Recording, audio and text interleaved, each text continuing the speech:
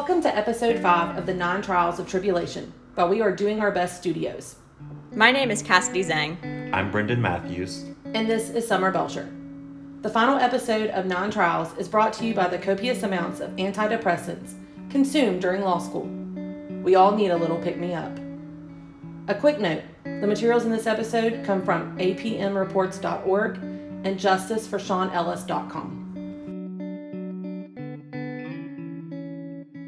So something that's good for us to kind of conclude on for our final discussion. We didn't talk about this in the episode with Curtis Flowers, but in the Dark podcast, the reporters in that podcast were able to interview a former Mississippi Supreme Court justice. And that Supreme Court justice told the reporters that it is a prime and shining example of the criminal justice system working that Curtis Flowers had 6 trials. All 6 of those trials either ended in mistrial or had overturned convictions because of prosecutorial misconduct. Yet in 23 years, he never saw the outside of a prison cell or a courthouse. That is a prime example of the criminal justice system working. And why does he say that that is a prime example of it working? Because Curtis Flowers, even though sitting in prison, does not have a criminal record while he's sitting in prison. So what do you all think of that kind of being the, quote, shining example of the criminal justice system working? And what does that show needs to change in our criminal justice system? I think that is something that I think is probably rampant throughout the criminal justice system. I don't think it's specifically to Curtis Flowers' case that judges and justices and even, just key players within the criminal justice system believe that the system works. They believe the system works because Curtis was able to have these cases overturned. He was able to get that in. But what they're forgetting is, he was able to get these overturned, but he sat in prison for 23 years. Yep. Sean sat in prison for almost 22 years. How is that working? I mean, They lost almost 45 years total of their lives.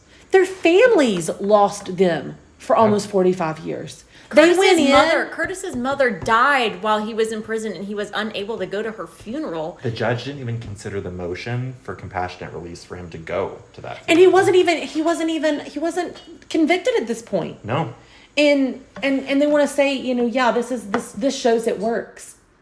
I don't think it shows it works. I think it shows that there are serious problems that need to be addressed. I think it shows the dysfunction. The fact that someone needs to be tried 6 times at all is a problem. Absolutely. Like, if you get a hung jury once, okay. Try again, maybe. It happens. Yeah. But 6 trials? 3 trials is at least one too many, in my opinion. Yeah. Well, and we've talked a lot throughout so many episodes of this podcast about the principles of blind injustice with tunnel vision and confirmation bias and how that's impacted the criminal justice system because prosecutors fixate and investigators fixate. But look at the tunnel vision and the confirmation bias that, these supposedly neutral actors in the criminal justice system have. These judges, they have tunnel vision and confirmation bias that the system works because they're kind of the heart of the system. They're the ones making these decisions. So for them to have to admit that they get it wrong, means that they have to admit that they're human, that they're fallible. And we'll think where these justices and these judges come from. Yeah. They're attorneys. They're DAs. A lot of times they're prosecutors. I mean,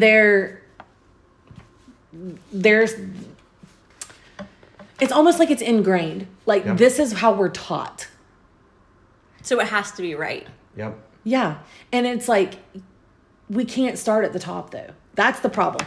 With these reform issues, they're wanting to start at the top, and we can't. We've got to start at the bottom. You have to start small and work big. You can't as lovely as it would be to overhaul everything at once.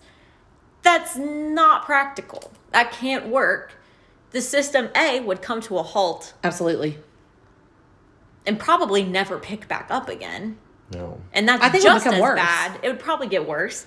But you have to start small. And I think that hopefully with the more people graduating like our year and the years below us, hopefully we can get those changes in, because eventually we will replace who is there now, and maybe we will be the ones to make those changes, but it's gonna start with us. It has to start with us. If we want to see changes, we have to be the ones advocating for it, pushing for it, which is a big task to ask of anyone. Yeah. Absolutely. I mean, starting small is not even, I mean, you don't even have to start necessarily in just the key areas of the criminal justice system. You know, start in the communities. Yeah. You know, start in high schools, start in you know, college and undergrad.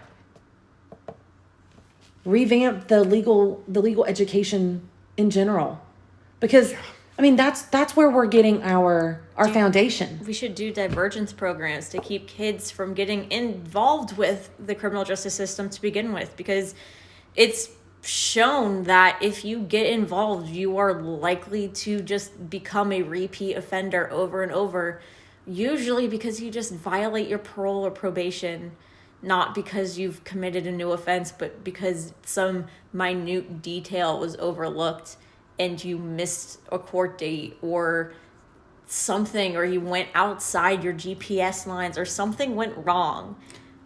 Well, prisons aren't about rehabilitation anymore. No. You go into prison and you come out a better criminal. It's arguable that it even was to begin with. I know it's one of the 6 justifications, but It's truly a retributive system. yes. Yes. And I mean, don't get me wrong. If you've done something wrong, should you be punished? Absolutely. That's part of It just hardens people. But it's part of a civilized society. Okay? I mean, we can't let people get away with Doing shitty things. everything. You know, there has to be a line. But we have started to criminalize everything. Victimless crimes. Oh my God, don't get me started.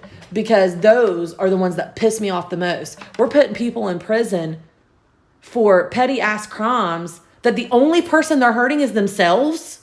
Yep. Prostitution, for heaven's sake. I can go out here and give it away for free all day long. Let me get a dime for it. Yep. What the hell? From That's- someone willing to pay for it. So who am I hurting? All you're doing is causing these people to become better criminals. We're teaching them how to hide. We've also, because like we're criminalizing these things, with prostitution, for example, what do we have? We have pimps. Why do we have also things just like, why are people thrown in jail for having small amounts of weed on them? Even if it is illegal in your state, why are we not doing community service or fines? It's a low-level offense, yet in 3-strike states, people have life imprisonments just because they got caught with weed on them 3 times. Well, look at the lady that and I don't even want to give legitimacy to the Kardashians, but look at the lady in what was her name, Alice? Yeah. Alice. That Kim Kardashian championed for, who hadn't. I don't even think she really had a criminal record before this happened, and because there was something else that was involved with her crime. I know it was like with drugs, but there was something else that was involved with it that caused it to end up putting her in prison for half her life for drugs. I think something else we need to look at is not just the criminal justice system itself, but society as a whole. Absolutely. A lot of the reason people end up in the criminal justice system is out of need, because of petty theft, because of not being able to pay their fines or whatever it may be. Like, people end up in jail because they can't pay a speeding ticket. That says a lot more about the fact of their current state of life. Because I guarantee a lot of people would be more than willing to pay the speeding ticket if they had the money than go to jail for how many every years. Absolutely. Well, and it's we're just... Or people don't want to forge checks or steal groceries, but if that's the only option to feed your family, that's what you're going to do. I think that a lot of changes, again, you can't overhaul the entire system, but a lot of changes aren't necessarily going to be rooted within changing within the criminal justice system, but we're going to have to change as a society to make things better so people don't turn to crime in order to fix things that they shouldn't have to be worried about in the first place. Yep. I mean, yeah. In a country with the amount of resources and wealth that we have, no one should be too poor to live or be criminalized for just simply trying to survive. And they shouldn't have to be forced to make those decisions to begin with. Yeah, and that's one of the biggest areas that, that's one of the easiest areas that you could change, that you could make a change in the criminal justice system. And if they are, then that's when you have programs set in place. Instead of throwing those people in jail, you help them get back on track. Yeah, you help them find jobs. You help them get connected with the community. You get them connected to social support services.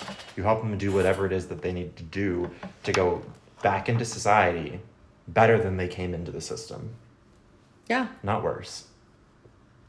And it's easy to sit here and talk about these grandiose plans of how we want to change, but ultimately it comes down to people that we vote into office and just people who are willing to donate the main resource, which is money, into making these things happen. But people aren't willing to put money into that because it doesn't show immediate change and it doesn't give immediate numbers. And so people aren't willing to invest in that because they are like, oh, it's not working because we can't see immediate feedback.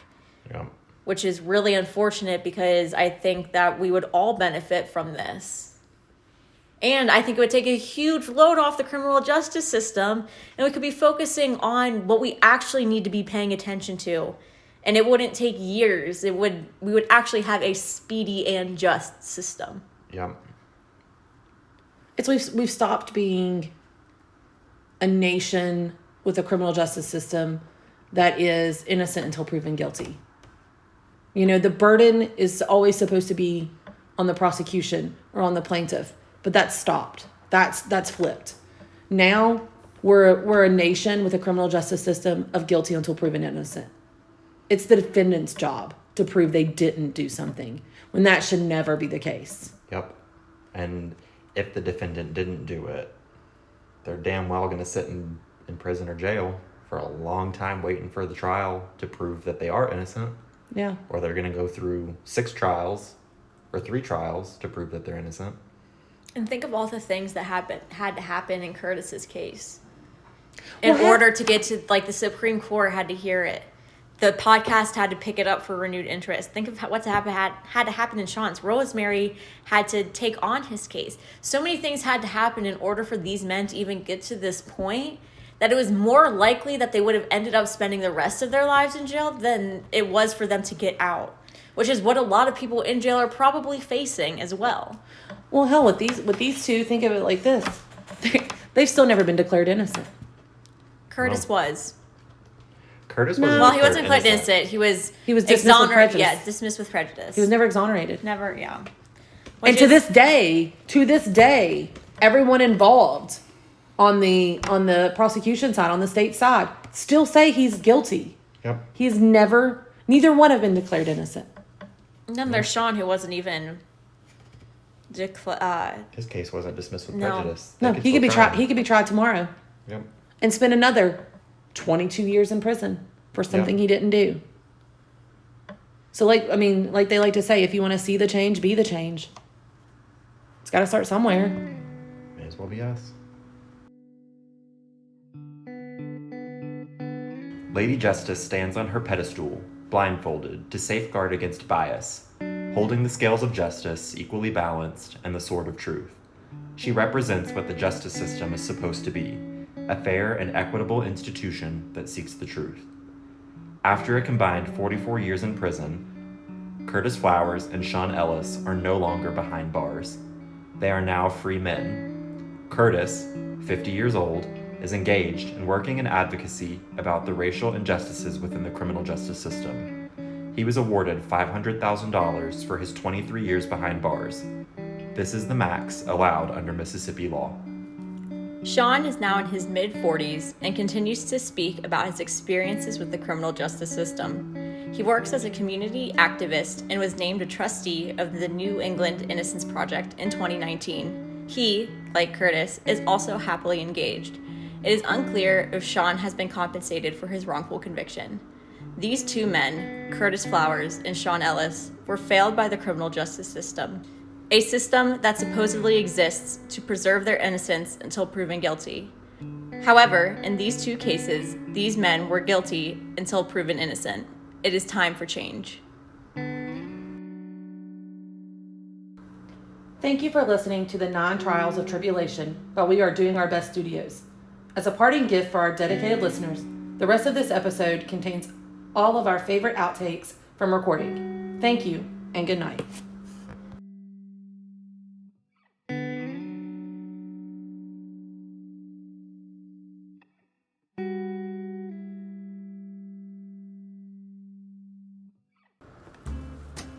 All right, I guess we're doing this. Let's do it. Are we doing the intro first? Is that the first thing we do? Yeah, episode 1. What are we saying before that? Nothing, we're just gonna launch into we're it. already recording. Yeah, we need outtakes. Oh, okay. God. Bless my heart, and that's a Southern bless my heart. So, moving on. Take 2. Oh, Lord. All right. I'm not gonna lie, I wasn't listening to what you were just saying because I was singing a song in my head. So, sounds good to me. But I mean, how are we, like, on the podcast, how are we going to do the intro to the podcast? We're Like, gonna have some music. okay, Yeah, that's we what I was have wondering. to find copyright-free music. Yeah, Okay. there's a whole website. So. Okay. Or, if it's copyright, don't share our podcast with anyone. Yeah, don't turn us in, Godspeed, please. Thanks. This is all for you. And our grade. Our... Lord have mercy. I have no idea what happened there. I'm ready. Shh. Damn it. I'm hot. Well, we can't open the Go window. all around in the Okay. Should I re-record that? Maybe the last 2 sentences, just because the barks were close that time. Okay. Another form of bias that is... Okay, I'm gonna go from in fact. You have events twice. Ah, son of a bitch. I would have said it twice too. Oh my lord, did you see his email? No, What did he say? What the fuck? I guess not yet. Okay. Okay, that's Yes. gonna make this even better. Well, we were gonna do it anyway and just bleep it out, but we'll just keep it in now. Hell yeah. Fuck yeah. But great, that's our favorite word.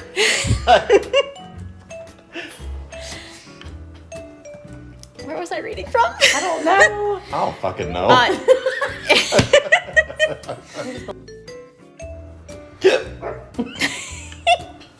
That came at just the right time. It really Your did. body sounds. It's always that one.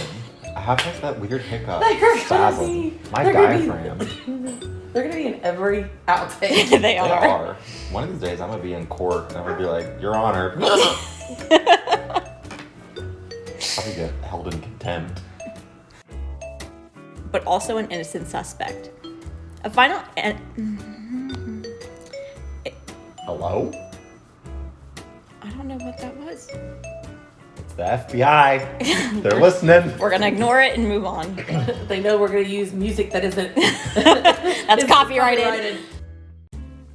When love takes over. People tend to hone in on one belief and not sway. Why do you put spaces in between your periods? I didn't, That was It a was in your mistake. spot. because I was probably doing that from my phone. You're gonna want to Edit move. that how you would like. You're gonna want to move your cursor out of tunnel. I got yelled at. You didn't get yelled at. But I got it's scolded. distracting. I got scolded by mom. It's distracting. They latch on to their initial feeling regarding Feeling. feeling. What the F? Hold on. The ice machine's running. You better go catch it. Is there a better word than horrors? Because I don't like saying that. Sounds like whores. Yeah. What's the sentence? Where's it at? I wasn't paying attention again. becoming so. The Was water. that the dishwasher? I think it might be the dishwasher, yeah. I spread my wings and I learned how to fly. Do what it takes. Also, I would just like to let the record show that I'm nearly done with my first year of law school and I still do not understand what adjudicated means. So adjudication is just the process from start to finish of going through a case. A case is adjudicated when it's done. Yeah. I cannot tell you how many times I've had to look this word up on Google. Yeah. So once it's done, it's been adjudicated. Like, I feel like this is very basic information that I should have down by now, but here we are. I feel like there's There's all lot kinds of things I think I should know and don't. Yeah, there's just so many terms that they just throw out that never really get explained to us. This was appealed all the way up to the And you pay for your own shit. That's true. I do that. You do. I do. Okay. Especially after cold brew. Okay. Oh, that was recorded. Yeah. I would just like to take a moment to thank Winnie, who was rubbing up against all of our legs during this last episode. She was a calm support while we were getting to some really depressing topics. We also need to give a shout out to Apollo and Leo, who have given us some entertainment while we've talked about these subjects. And We're about to go give them a bath because they're very muddy and the grass was just mowed, so they're green. Yay. Cheers! Cheers. With empty alcohol containers. Yeah, there's nothing left in this. Oh, Summer's chugging. All right. Atta girl.